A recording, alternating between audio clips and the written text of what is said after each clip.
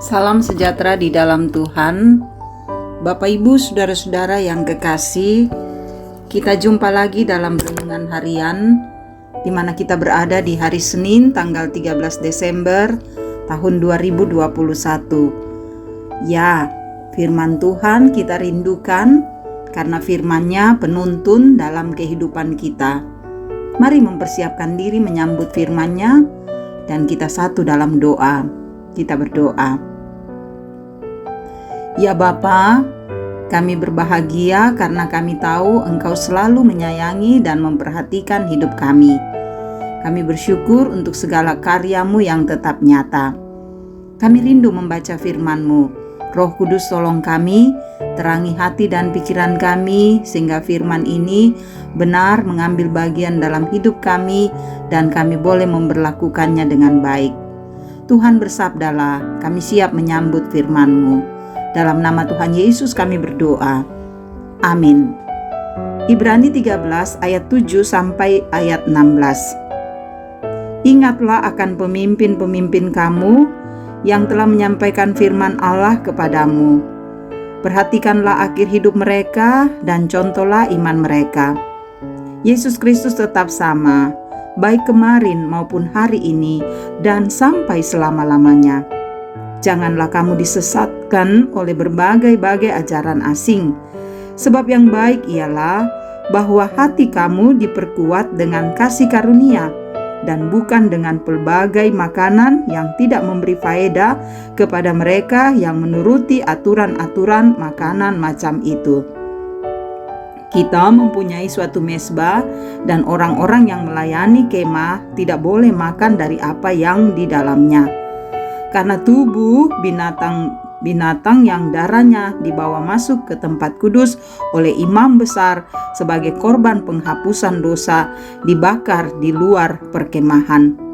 Itu jugalah sebabnya Yesus telah menderita di luar pintu gerbang untuk menguduskan umatnya dengan darahnya sendiri. Karena itu, marilah kita pergi kepadanya di luar perkemahan dan menanggung kehinaannya. Sebab di sini kita tidak mempunyai tempat tinggal yang tetap. Kita mencari kota yang akan datang. Sebab itu, marilah kita oleh Dia senantiasa mempersembahkan korban syukur kepada Allah, yaitu ucapan bibir yang memuliakan nama-Nya. Dan janganlah kamu lupa berbuat baik dan memberi bantuan, sebab korban-korban yang demikianlah yang berkenan kepada Allah. Sedemikian jauh firman Tuhan yang kita baca. Berbahagialah kita yang selalu merindukan firman ini dan kita memberlakukan di dalam kehidupan kita. Amin. Saudara-saudara yang kekasih di dalam Tuhan, dari bacaan kita Ibrani 13, kita berada dalam tema Raja yang tidak pernah berubah. Saudara, jika di dalam masyarakat Toraja, di dalam sistem di sebuah kampung, dan di dalam masing-masing tongkonan atau sistem kekeluargaan, pastilah saudara ada orang yang berperan sebagai pemimpin. Seperti itu juga yang terjadi dalam sebuah persekutuan atau perkumpulan, pasti ada yang dipercaya untuk memimpinnya. Sahabat-sahabat Kristus, kenapa kehidupan banyak orang dalam sebuah komunitas atau kehidupan bersama memerlukan seorang pemimpin? Dan dalam perkumpulan itu sangat penting untuk memilih dan menetapkan seorang yang akan memimpinnya. Sebab masing-masing orang punya pemahaman, bahkan mereka memiliki pemikiran dan pemahaman yang berbeda-beda. Jikalau tidak ada orang yang memimpinnya dan tidak ada yang dipercaya untuk bertanggung jawab, maka saudara jelas semuanya bisa kacau. Sebab orang yang merasa mampu masing-masing akan bertindak dengan caranya, dan akhirnya orang banyak menjadi bingung siapa yang akan diikuti dan didengarkan. Itulah sebabnya sehingga sangat penting untuk memilih dan menetapkan seorang pemimpin dengan kewenangannya. Tetapi saudara, ada pertanyaan yang penting untuk kita renungkan pada masa-masa sekarang ini, bahwa apakah kita masih mempercayai pemimpin kita? Dan apakah mereka juga masih memperlihatkan keteladanan sebagai seorang pemimpin dengan kewenangannya, lebih-lebih pemimpin di dalam jemaat? Saudara, banyak terlihat bahwa orang yang diberikan kepercayaan menjadi pemimpin, mereka tidak lagi menepati janjinya untuk mengupayakan keadilan dan kebenaran.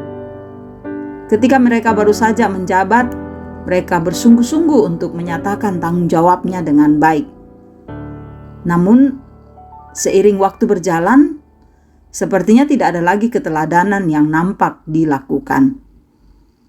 Sahabat-sahabat Kristus, bagi kita orang percaya, Tuhan Yesuslah yang menjadi pemimpin hidup kita dan berperkara dalam hidup kita, dan Dia pun tidak akan pernah berubah.